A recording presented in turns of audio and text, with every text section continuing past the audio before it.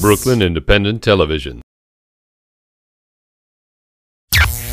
Caught in the Act is supported in part by public funds from the New York City Department of Cultural Affairs in partnership with the City Council. Coming up. Our moxie is galactic, but there's humility in the vastness, for all of this once was a dream. Islam, New York City's youth poet laureate, wants to speak to the diversity of Brooklyn. He comes by it naturally. You know, you grow up in Clinton Hill and Bed-Stuy, and then when your grandmother lives way over in Flatbush, you get a lot of cultural capital. Daddy Longlegs leads a kind of retro musical revolution. Now I'm on a mission to destroy rock and roll. I just want to get rid of everything that's been done.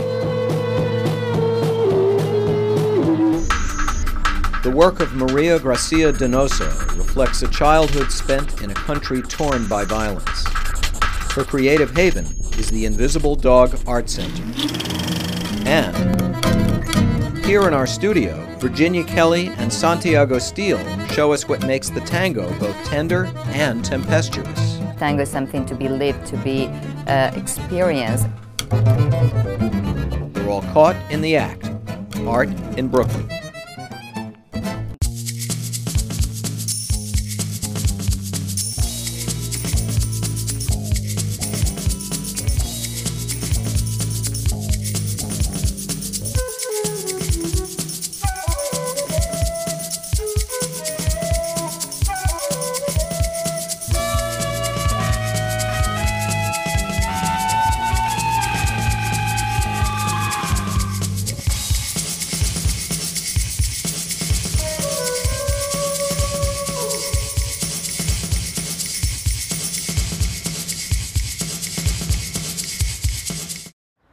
This is on some other ish, bed with no covers ish, orthopedic mattress, geeked and kicks out your back end. Brooklyn on the backs of Ish and my brother Mega. We swing the earth with verses like a game of ball and tether. I'm on that getting free ish. You can catch me and my team on HBO, BNV, UW, NYC ish. From LA to BK, bring it back to the sty. And now you know that ish is one half of the human eye, who rank on shady industry guys that be mysterious as summer camp with the FBI. Execs go on tangents. I focus long as I hypotenuse, and other rappers trying to calculate a cosign. With human eye, you never subsidize. Subscribe, otherwise you probably listen to other guys on some whack ish. Brooklyn keep on taking it, never giving it back ish. And by the way, my name is Ish. My name is Ishmael Aslam. I am a multimedia artist from Brooklyn, New York. I am MC, poet, graphic designer, and filmmaker. I live in Bed-Stuy, Bedford-Stuyvesant, Stuy. Aside from my upbringing from my family, being a Brooklynite has, if not everything, majority of influence as to who I am as an artist in person. You know, you grow up in Clinton Hill and Bed-Stuy, and then when your grandmother lives way over in Flatbush, and then your friends live in these other like pocketed parts of the area, you get a lot of cultural capital, and that's the thing I appreciate Brooklyn for the most. Connection, and cultural relativity is the primary goal with my artistic endeavors. I'm pretty honored about being the current NYC Youth Poet Laureate. It's a program between Urban Word NYC and the Campaign Finance Board of the City of New York City, in which they handle a lot of voter awareness and voter registration work. Dozing off at the voting booth, a spirit came to me in a daydream with the hymn of a somber firework. With this whole run of being the current youth laureate, I have to do a lot of work of going to schools and going to voter drives and kind of engaging people in a more creative way of how to vote or why your vote matters, or beyond voting, just being civically engaged as a citizen. The challenge for me with having all these disciplines is making the transitions between them seamless. Peep the fly guy architects, we be the hardest yet, funky like the grooves out of Parliament. The most proud example I have of that is Humanize, which is hip-hop music I make with my best friend, who's also a poet.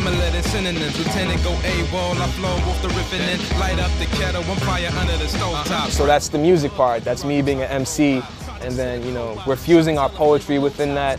Then I design the logo, I do a lot of our design, so it's always like a branding project with Human Eye. So that helps with design and the visualizations, editing our videos as well, you know, writing the treatments and all those things. That's the writing and that's the filmmaking aspect. So that's one example of how all those things are feeding a larger goal. We are brimming with pride that a Brooklynite was just chosen by Urban Word NYC and the City of New York to be the city's Youth Poet Laureate. I was asked by Borough President Marty Markowitz to do the honor of reciting a poem during the address. We're delighted that Ish is here to read a poem he wrote just for tonight. Ladies and gentlemen, please welcome the Poet Laureate of New York City, Ishmael Aslam. I've done a lot of Brooklyn poems, but they were kind of old. So I just wrote a new piece, and it was a pretty quick turnaround. So I had a bit of nervousness about it not being that good. So this poem is for all of us, everything we are and everything we will become. The planet.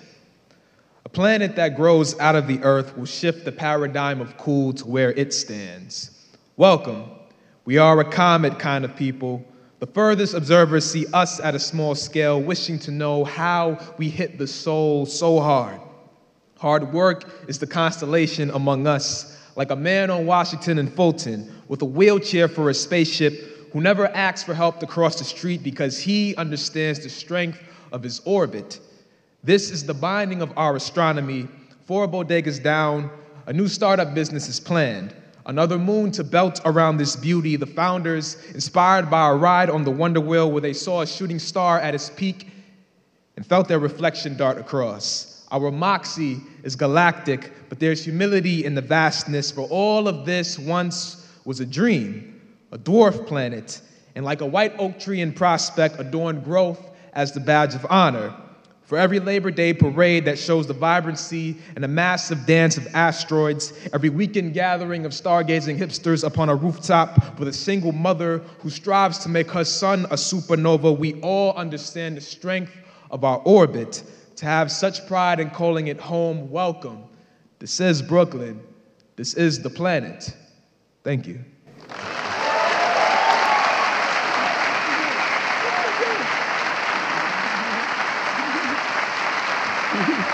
It went over really well. It was very well received, and I didn't expect that. We're in good hands. There were a lot of phone calls after that night. Even going through the actual office to get to me, which was just that whole notion is crazy. And cause it's like, man, I'm just a kid from the sty. Like after that, you know, the platform has been widening for me gradually. As Youth Poet Laureate, other than, you know, the honor of the title, it comes with the rewards of me having to publish my first collection of poems in November. So that's been like the big project I've been working on. I'm 20 writing a book, and that's it's mad scary, yo. Like it's pretty scary. And I just want to make something cool, man. That's useful to people as well. That'll be the coolest thing about it. You know, treating everything like it's your first and last project, this is what this book is about. And all of that entails a result of just me being better, a better artist. And I couldn't ask for anything more.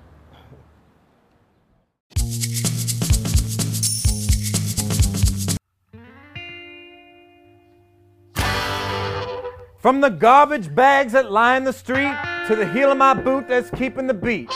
Everywhere I go, it's always the same. People try to criticize us and bring us shame, saying Daddy Longlegs ain't no good at all. He hangs around them juke joints all the time, singing and playing his harmonica like some wild man done lost his mind. But we don't care what you have to say, because we do things our way. I am Daddy Longlegs, and I'm from St. Louis, Missouri. I'm a harp man, foot stomper, blues shouter. Stomp my foot, clap my hands, hoop, holler.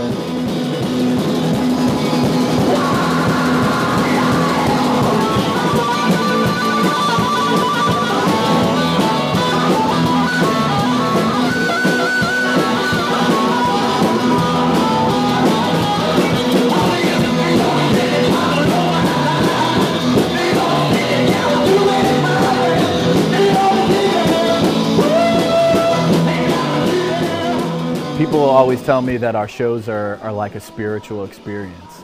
Highly visceral, stomping, completely wild. It's just about having this uplifting moment, this higher stream of consciousness.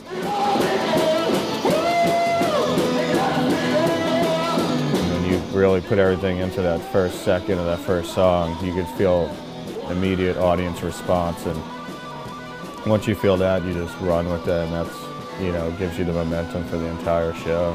One of my favorite parts is when we work out on something like a free-form freak out and just bring the house down. And people just aren't used to seeing it anymore, you know. When Daddy Long Legs comes together and we're on stage and we're playing a top volume, it's another level of happiness, you know.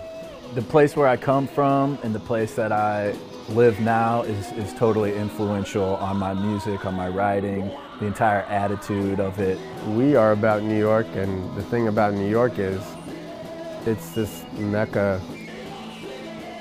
I mean, to me, I almost consider it the capital of the world.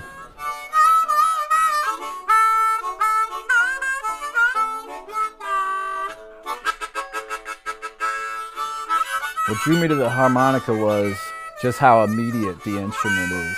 There's no setup for it. When I'm alone by myself, it's my only friend. You know, we're a group, we function as a group. I have a ton of respect for the two guys that I'm on stage with. I respect them as musicians and as people. I do anything for them, they do anything for me, you know. We believe in what we're doing so much, and we believe in the music. We have three very different personalities. And, you know, Brian taught me a lot about the blues, and Josh taught me a lot about arrangement and songs and all kinds of rock and roll music. Every time we play together, we teach each other something new. When we're getting together to work on a song, it usually starts with one thing. If I have a riff on the harmonica, or Murat has a riff on the guitar, or Josh has a drum beat that he wants to start out with, and we just start building from there.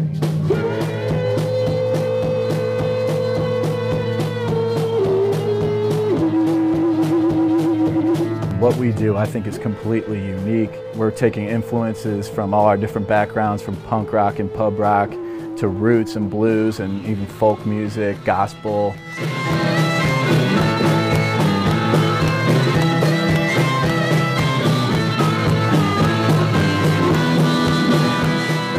To make something that's completely different, high energy, in-your-face attitude, we're just going to destroy you.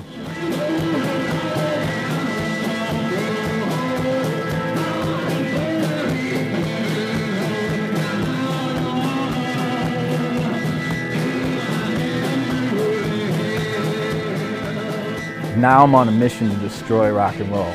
As shocking as that may sound to some people, like, I just want to get rid of everything that's been done and rebuild it back from the bottom up. Like, I want to destroy rock and roll as it stands, rhythm and blues as it stands.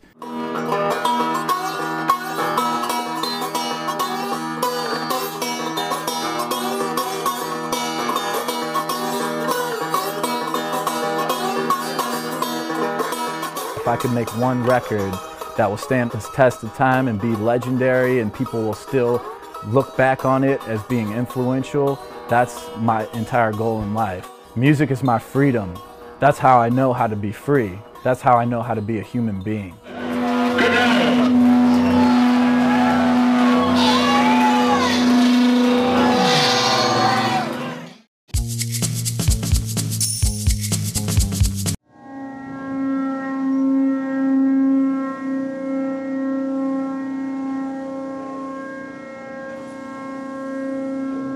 Je m'appelle Maria Gracia, j'habite à Brooklyn.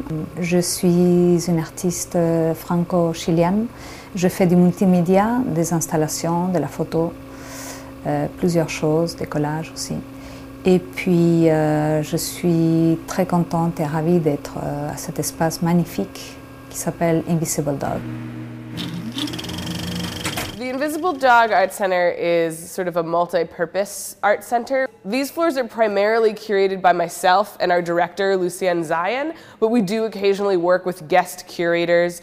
This exhibition that you can see called Holy River is by one of our artists in residence, Prue Nouri.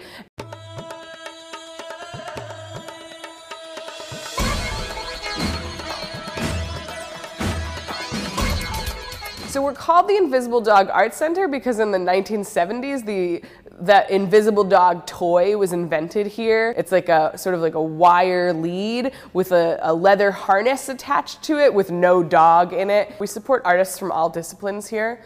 Maria is primarily a photographer and a video artist. For her, I think having a private studio is great because it allows her the ability to sort of spread out and have her materials all there and work on the computer and edit film and then turn her attention to her photography. I take wrinkles in the body, like this one, I show you. Like this kind, you know, with a macro photo. And then I put in black and white in a plate for make etchings, and so the process became the more and more, you know, the client photo became a little bit dirty with things different, with inks. And the last process of this work, I put every symbols, every wrinkles, if you want, with a silk screen in canvas. So, and became, for the process, I call this work alchemic symbols.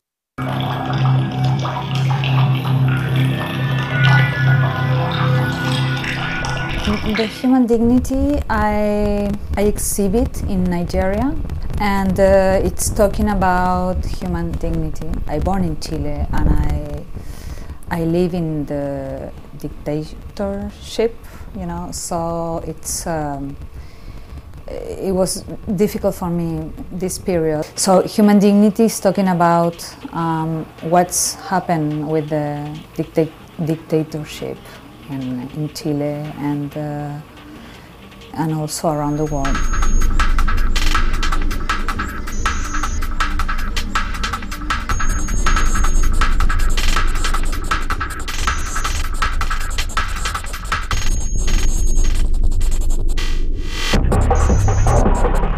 When you pass through this way, you lost the last 4 elements, you know, the earth, water, fire, and air.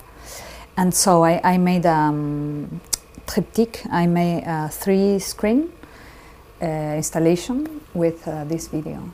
The clear light of the death, la clara luz de la muerte.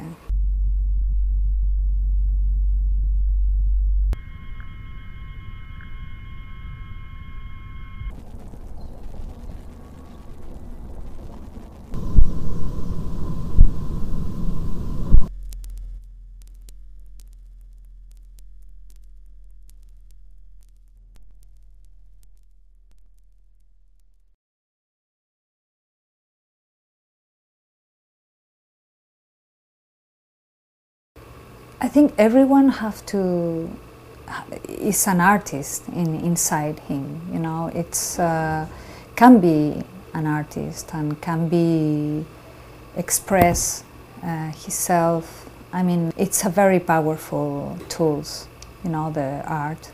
So for me it's a tool for liberation, to be in the justice, in the middle, in the balance. Everyone loves to make art or look art, you know.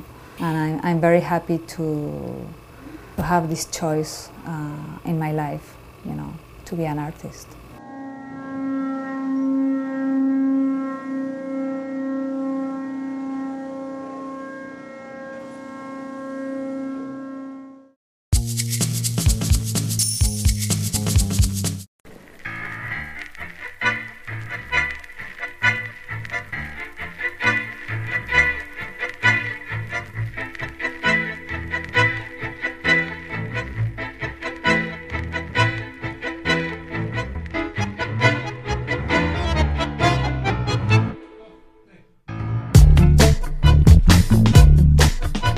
I was born in Buenos Aires, Argentina, and I came to New York like 12 years ago to dance tango. I was born in Houston, Texas, but I grew up in California, more or less. I moved to New York about 9 years ago. One day I went to see a tango show. In the beginning I didn't like tango music because it was something old from my grandparents. When I saw the tango, it was like I was possessed. I had to do it. The thing that was a really catalyst for me was moving to Argentina, being an exchange student. I immersed myself in the tango world in Buenos Aires, and that got me hooked. Ever since then, I've been in these tango communities which exist in cities all over the United States and Europe. When people come from Argentina to New York nowadays, they get surprised of the tango activities 24/7. Here there are so many different dances, so tango kind of went into a fusion where it takes elements from other dances. In Argentina, you still have people that are very purist and they want to conserve tango the old-fashioned way. ¿Cómo es la clave? ¿Cuál el secreto para estar en paz por completo? Dos pies en la tierra y un relato. Desde hace rato me tienen From an Argentine perspective, here is freer, wilder. People are allowed to do things in Milonga that they're not always allowed to do there because it's so crowded that you don't dare to lift a foot. No estoy satisfecho. Tango was born in the beginning of the last century in Buenos Aires, Argentina. It did start among men, which were 75% of the population, and there was a lot of tension, and it started like a little bit like capoeira, the Brazilian dance, that it's sort of showing off how fast and tricky you can be, because it was like a way of fighting without fighting. Afterwards, women started dancing tango, and that's when tango became more sexual.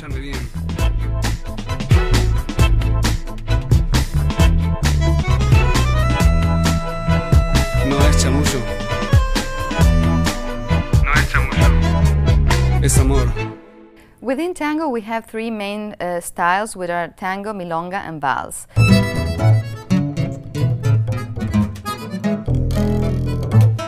The milonga, it comes from the candombe, that it has a little bit of African influence. The candombe, it's a little bit more like carnival music, and the milonga developed from there.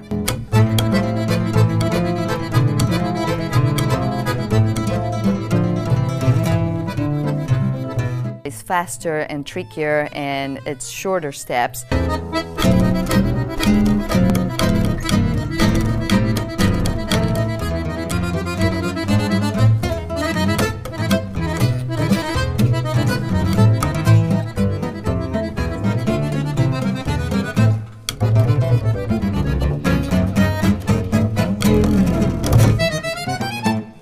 Then we have the vals, that it has an influence and a tempo of waltz.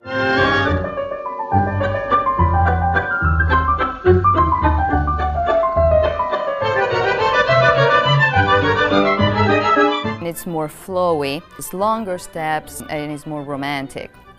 Recuerdo de una noche aventurosa que vuelven en mi alma florecer. Then the tango, per se, it's more serious. It's more solemn and elegant. The idea is that the man shows the woman off.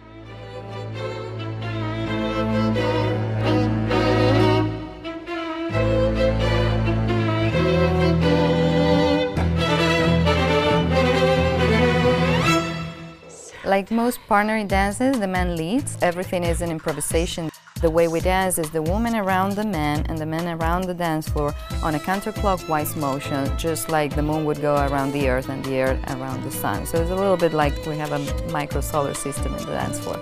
A good tango partner is someone who has musicality and makes you melt with the music. You become the music, you're drawing the music. It's someone who has the feeling that he feels the tango, that is for himself, not for the others. And that's how you're able to share it.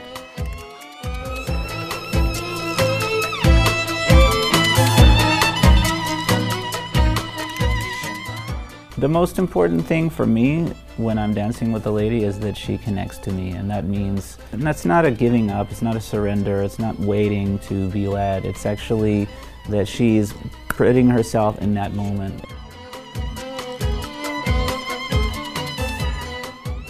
The dynamic between men and women in tango is really interesting. You could be dancing with someone who you never met before, you don't know their name, and you share this little intimate moment. It's not that people in Buenos Aires just leap into bed when they meet on the dance floor. It's just that there's less of a fear of just getting close. And I think the United States, because we are a country of immigrants, people brought together from different cultures, different walks of life, we don't really know where the boundaries are with people, so we tend to keep our distance a little bit.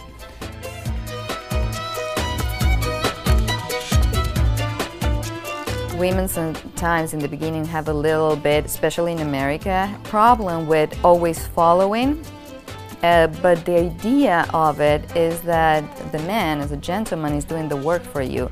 And when you learn to surrender, it's beautiful. You can dance with your eyes closed. You don't have to worry because it just flows. It's like you're being taken care of.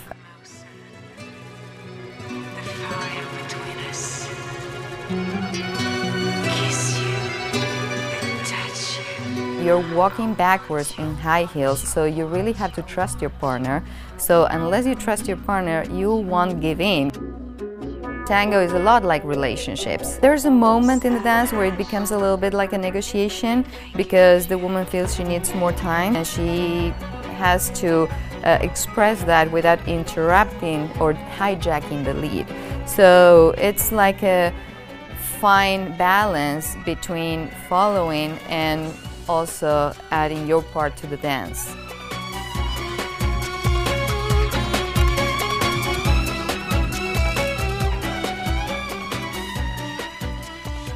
There's an interesting side of it, I think, for an American man trained to have this idea about equality and respect for the lady, and here we're in a situation where I have to be assertive. So that requires you to take control. It's not that you're dominating the woman, you're simply being assertive.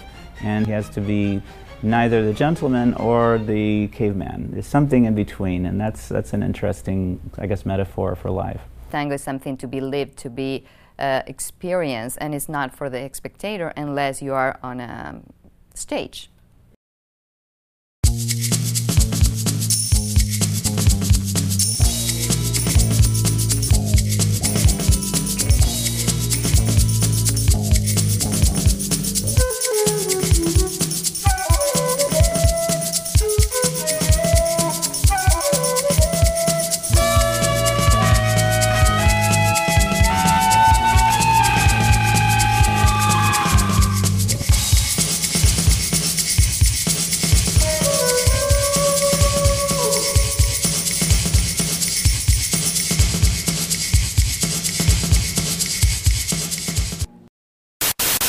Watch this and other Brooklyn Independent Television episodes online at bricartsmedia.org/BIT.